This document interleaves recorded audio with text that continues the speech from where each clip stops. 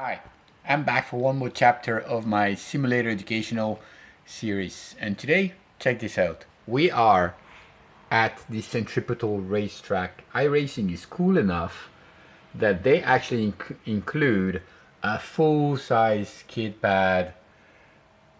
That is awesome. I am sure that most of you have never spent any time there, but it's really cool. So, the reason why I'm there is that I want to show you the difference between the setups.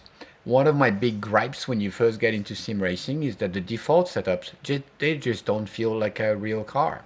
So I've been for years developing what I call real feel setups.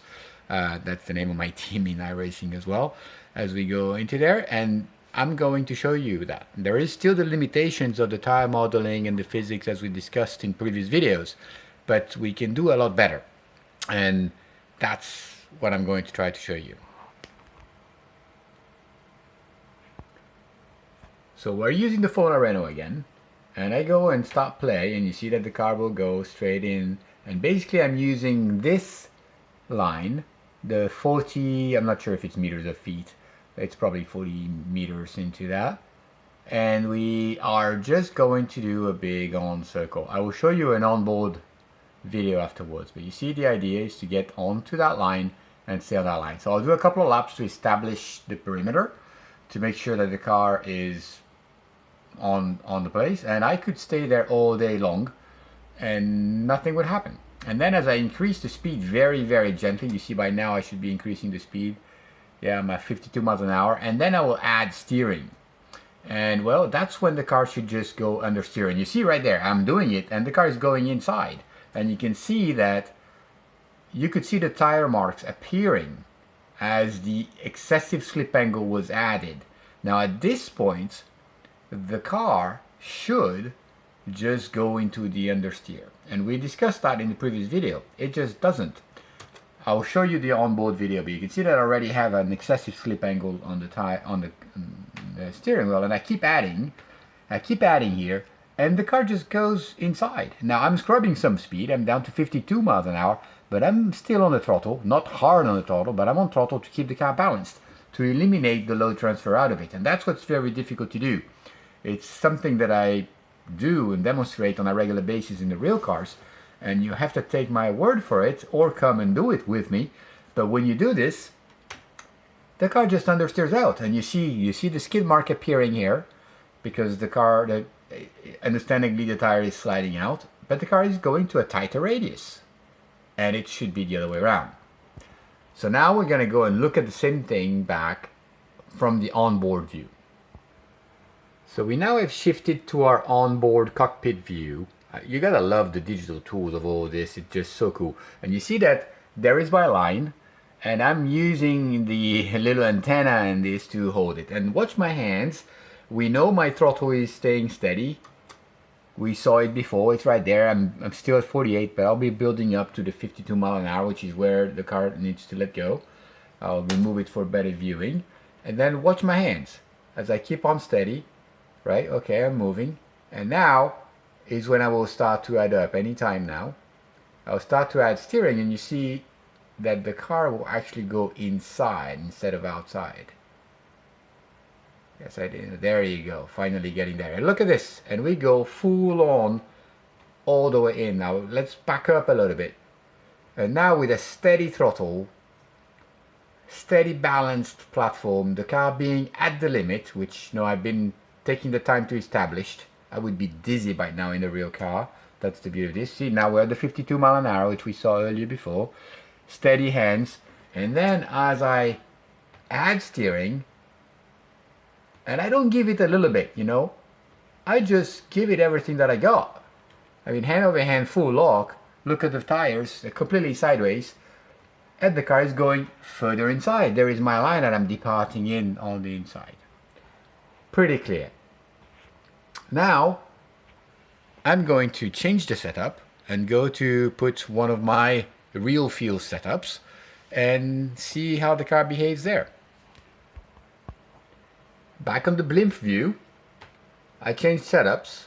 I'm going back to the same 40 feet, meters, line. You can see I'm establishing it the same way.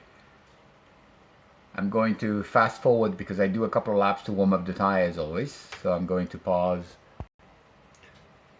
So I've done a couple of laps so the tires are warm, and now you see I'll do the same thing where I'm still following that line, and you can see that the car immediately starts to depart the center line, and all the way outside I go.